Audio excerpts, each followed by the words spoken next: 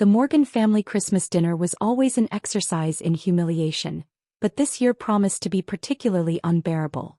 I sat at the elaborate dining table, picking at my mother's overpriced catering, while my siblings took turns sharing their remarkable achievements. And then, my older brother James announced, swirling his $1,000 wine, "We closed the Stevens account. Biggest real estate deal in the city this year." He smirked in my direction. "How's your little shop doing, Sarah?" I took a slow sip of water, remembering the stack of documents sitting on my desk at First Metropolitan Bank's headquarters. Documents that would wipe that smirk right off his face. If only he knew about them. "The antique store is fine," I replied neutrally. I didn't bother explaining that the little shop was just a hobby, a way to stay connected to Mom's side of the family. Grandma's antique store had been her pride and joy before she passed, and keeping it running was my way of honoring her memory. My sister Catherine rolled her eyes, her diamond earrings catching the light. "Honestly, Sarah, you have an MBA from Wharton. Don't you think it's time to do something meaningful with your life?" The irony almost made me laugh. Catherine, with her string of failed startups funded by Dad's money, was lecturing me about meaningful work. "I'm comfortable with my choices," I said simply. "Comfortable?" Dad's voice boomed from the head of the table. "Morgans aren't supposed to be comfortable. We're supposed to be exceptional." He gestured around the massive dining room of his mansion. "You think I built all this by being comfortable?" I looked around at the evidence of his success. The crystal chandelier, the original paintings, the silk wallpaper that probably cost more than most people's cars. All of it screamed old money, power, influence. The perfect backdrop for the perfect family. Except I had never quite fit that image. "Speaking of building things," my youngest brother Michael chimed in, "wait until you hear about my new development project. Just need the financing to go through, and we'll be breaking ground on the biggest luxury complex this city has ever seen." I kept my face carefully blank. I knew about his project. I'd seen the loan application cross my desk last week. The numbers were, to put it kindly, optimistic. "The banks would be stupid not to fund it," James declared. "It's a guaranteed success." Mom nodded enthusiastically, topping off everyone's wine except mine. I'd stopped drinking years ago, another way I'd disappointed the family. "Michael always had such a good head for business," she beamed. "Just like his father." "Unlike some people," Catherine stage whispered, glancing pointedly in my direction, "who waste their potential playing shopkeeper." The dig stung, but not for the reasons they thought. I wasn't hurt by their dismissal of the antique store. I was amused by their complete ignorance of my real life. None of them knew that while they were chasing flashy deals and splashing Dad's money around, I had been quietly building my own empire. Starting as a junior analyst at First Metropolitan Bank, I'd worked my way up through sheer determination and skill. No family connections, no shortcuts, no help from the Morgan name. Now at 35, I was the youngest CEO in the bank's history. My appointment had been kept quiet at my request. I wanted to succeed or fail on my own merits, not as Charles Morgan's daughter. The board had agreed, impressed by my vision for modernizing the institution while maintaining its sterling reputation. The only person who had known the truth was Grandma, and she'd taken that secret to her grave 2 years ago. "I heard First Metropolitan has a new CEO," James mused, cutting into his Wagyu beef. "Very private person apparently. No one seems to know much about them." "Probably some old money type," Michael shrugged. "Those traditional banks, they're all the same. Stuck in their ways." I hid my smile behind my water glass. If they only knew that the old money type they were dismissing was sitting right here, wearing a simple black dress from a department store. "Well, they'd better approve my loan," Michael continued confidently. "The Morgan name still carries weight in this city." "About that," Catherine leaned forward eagerly. "I might need a loan too. I have this amazing idea for a tech startup." "Another one?" I couldn't help asking. "What happened to your AI-powered dog walking app?" Catherine flushed. The market wasn't ready for such an innovative concept. "The market," Dad said drily, "or your business plan?" "The point is," Catherine plowed ahead, "this new idea is guaranteed to work. Social media meets cryptocurrency meets sustainable fashion." I tuned out her pitch, having heard variations of it many times before. Instead, I thought about the meeting scheduled for Monday morning, where both Michael's and Catherine's loan applications would be discussed. The numbers I'd reviewed told a very different story than the one they were selling at this dinner table. "Sarah's just jealous," Catherine concluded, apparently noticing my lack of enthusiasm. "Some of us are actually trying to build something impressive." "Not everyone can handle the pressure of real business," James agreed condescendingly. "Maybe it's better that Sarah sticks to selling old furniture. Less chance of embarrassing the family name."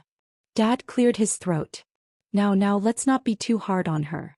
The antique business is quaint, and someone has to cater to that market." My mother nodded sympathetically. "Exactly. Not everyone can be a business genius like your father." She patted his hand adoringly. "Or successful like James and Michael. Or innovative like Catherine." I set down my fork, having barely touched the overpriced meal. "And what exactly defines success in this family?" "Results," Dad said firmly. "Numbers. The ability to make big moves and close big deals." He gestured at my siblings. "Your brothers and sister understand this. They think big." "Think big," I repeated softly. "Like Michael's development project? Or Catherine's startups?" "Exactly." Mom beamed, missing the edge in my voice. "They're not afraid to take risks, to go after what they want." "With whose money?" I asked quietly. The table fell silent. "What's that supposed to mean?" Michael demanded. I stood up slowly, smoothing my simple dress. "Nothing. Just an observation about different definitions of success. Some people build things with other people's money and some people—" I smiled slightly, thinking of my corner office at First Metropolitan, "build things on their own." "Oh please," Catherine scoffed. "What have you built?" "A dusty little shop that barely breaks even." I picked up my purse, not designer much to my mother's perpetual dismay, and pushed in my chair. "You know what? You're right. I haven't built anything you would understand. And maybe that's not such a bad thing." "Where are you going?" Mom asked, flustered. "We haven't even had dessert." "I have an early meeting tomorrow," I said truthfully. A meeting that would determine the fate of my siblings' financial futures, though they didn't know it yet. "It's Christmas Eve," Dad frowned. "What kind of shop opens on Christmas Eve?" I paused at the dining room door, taking in the scene one last time. My family in their expensive clothes, surrounded by their expensive things, so certain of their own importance. "You'd be surprised," I said softly, "what kind of business happens behind closed doors."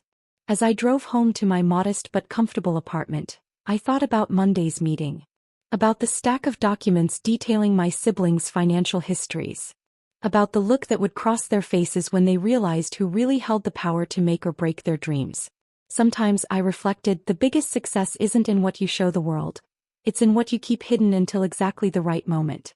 Monday morning arrived with the kind of crystalline clarity that only follows a perfect storm. I sat in my corner office at First Metropolitan Bank, 40 stories above the city, reviewing the files one last time. Michael's development project.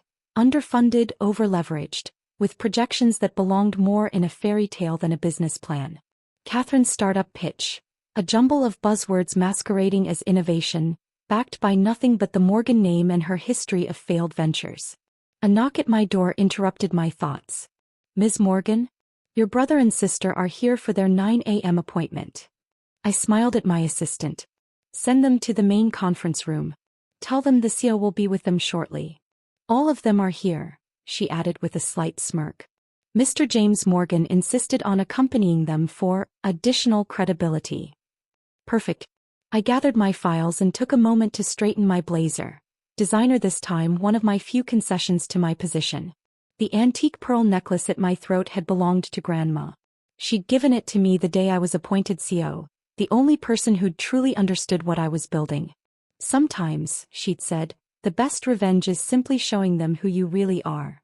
The walk to the conference room felt like a dream. Through the glass walls, I could see my siblings. Michael pacing nervously, Catherine fixing her makeup, James sitting with his usual arrogant confidence. None of them had noticed me yet. I opened the door quietly. "Good morning." They turned, and for a moment, there was no recognition in their eyes. They saw only the bank's powerful, composed, clearly in command. Then James's eyes widened. Catherine's compact mirror clattered to the table. Michael stopped mid-pace. Sarah. Catherine's voice rose to a squeak. What are you doing here? My job. I settled into the chair at the head of the table. I believe you have loan applications to discuss? James recovered first, his face flushing with anger. This is ridiculous. Where's the real suit? We're here for a serious business meeting, not whatever game you're playing. I reached into my folder and pulled out a business card.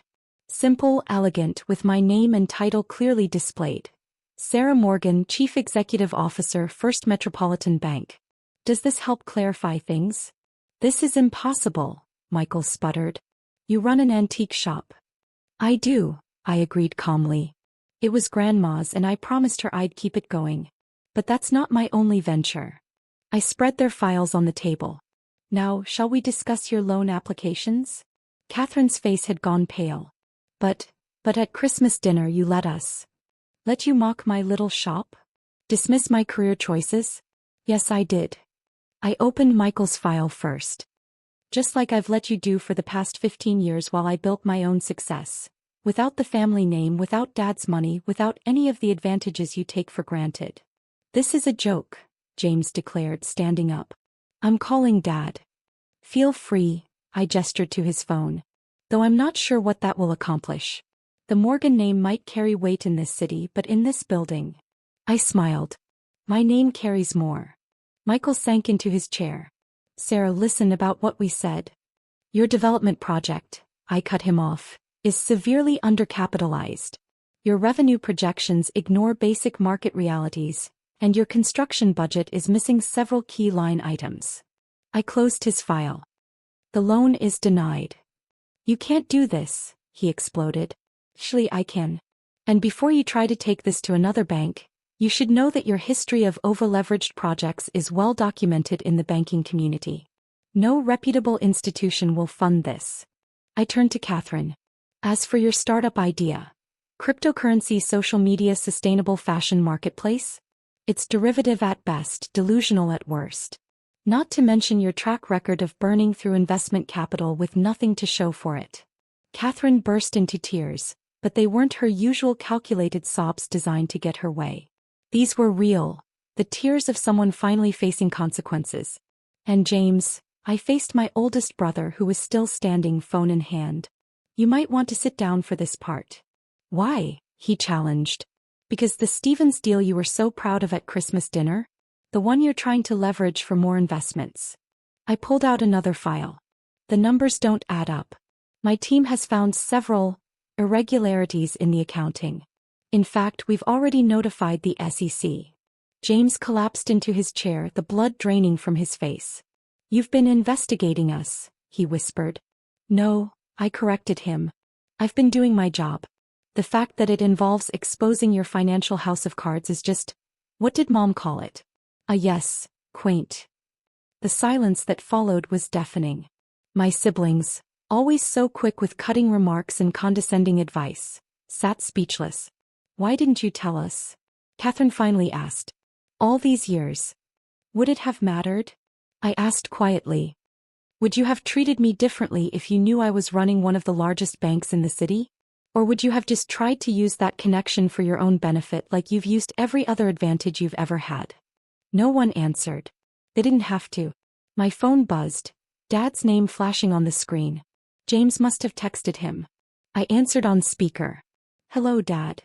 Sarah. His voice was uncertain, confused. What's going on? James says you're claiming to be the CEO of First Metropolitan Bank? Yes. I've been for 3 years now. Remember all those early morning meetings you mocked? The late nights at the office you said were a waste of time? Surprise. But why keep it secret? Because I wanted to succeed on my own merits. Because I wanted to prove that a Morgan could build something real without riding on your coattails. I paused. Because I wanted to show you that success isn't measured by how much of other people's money you can spend. I could hear him sinking into his chair. The antique shop is profitable, by the way. Small, yes, but honest. Kind of like how I started at this bank. Small, honest, working my way up without shortcuts or family connections. Sarah. His voice softened. I don't know what to say. You don't have to say anything, Dad. But you might want to prepare for some changes. Your children's various financial ventures are about to face some serious scrutiny. After I hung up, I looked at my siblings. James had his head in his hands. Catherine was staring at her reflection in the window, really seeing herself perhaps for the first time. Michael just looked lost. The meeting's over, I said, standing. Security will escort you out. Wait, Catherine called as I reached the door. What happens now? I turned back one last time. Now, you do what I did. You start over. You build something real. And maybe if you work hard enough, one day you'll walk into this bank with a business plan that actually makes sense. And then you'll help us? Michael asked hopefully. No, I smiled. Then I'll evaluate your proposals fairly, just like I do with everyone else. Because that's what real success looks like, earning it on your own merits. The aftermath was exactly what you'd expect. Dad's friends at the country club couldn't stop talking about his daughter, the secret banking powerhouse. Mom suddenly remembered how she'd always known I was destined for great things. The society pages ran article after article about the hidden heiress running First Metropolitan Bank. I ignored it all and kept doing what I'd always done, running my bank with integrity, keeping Grandma's shop alive on weekends, and building success that couldn't be measured in designer labels or social media posts. 6 months later, I received a loan application that actually surprised me. It was from James, a small business plan for a local consulting firm, modest but well thought out. No flashy projections, no reliance on the family name. Just solid numbers and realistic goals. I approved it. When he came to sign the paperwork, he looked different. Humbler. The expensive suit was gone, replaced by something more practical. Thank you, he said quietly. Not for the loan, for the wake-up call. I nodded. Sometimes the biggest favor someone can do for you is forcing you to stand on your own. I get it now, he admitted. What you've built here. It's amazing. And not because it's big or impressive, but because it's real. Speaking of real, I reached into my desk drawer and pulled out an old photo, me and Grandma in front of her antique shop on the day she gave me my first job. This is where I learned what real business looks like. Not from Dad's lectures about power moves and hostile takeovers, but from watching Grandma treat every customer with respect, manage her books honestly, and build something lasting. James studied the photo. That's why you kept the shop. That, and it keeps me grounded. Reminds me that success isn't about how much you can take, but about what you can build and maintain. He handed back the photo. Think Mom and Dad will ever understand that? Maybe, I smiled. They're learning. Last week, Mom came to the shop and actually asked to learn about antique appraisal. And Dad, well, he's discovering that his daughter the CEO might know a thing or two about business after all. After James left, I went to the window of my office looking out over the city. Somewhere out there, Catherine was working an entry-level marketing job, learning the business from the ground up. Michael had enrolled in night classes, studying real estate development properly this time. Me. I had everything I'd ever wanted, not because it was handed to me but because I'd built it myself. The antique shop still opened every Saturday, a reminder of where I came from. The bank continued to thrive under my leadership, proof of where I'd gone. That night, I wore Grandma's pearls home, thinking about success and family and what it means to build something real. The Morgan name still carried weight in the city, but now it stood for something different. Something earned rather than inherited. Sometimes the biggest success isn't in proving others wrong, but in proving yourself right. And sometimes the best revenge isn't revenge at all. It's simply becoming exactly who you were meant to be, regardless of who believes in you along the way. As for my siblings, they're learning. Slowly, painfully, but learning. And maybe that's the greatest success of all. Watching the people who once mocked your little shop finally understand that true achievement isn't measured in loans approved or deals closed, but in the integrity with which you build your own path. Because at the end of the day, that's what really sits at the CEO's desk. Not the name on your business card or the size of your office, but the truth of how you got there. And that's something no amount of family money can buy.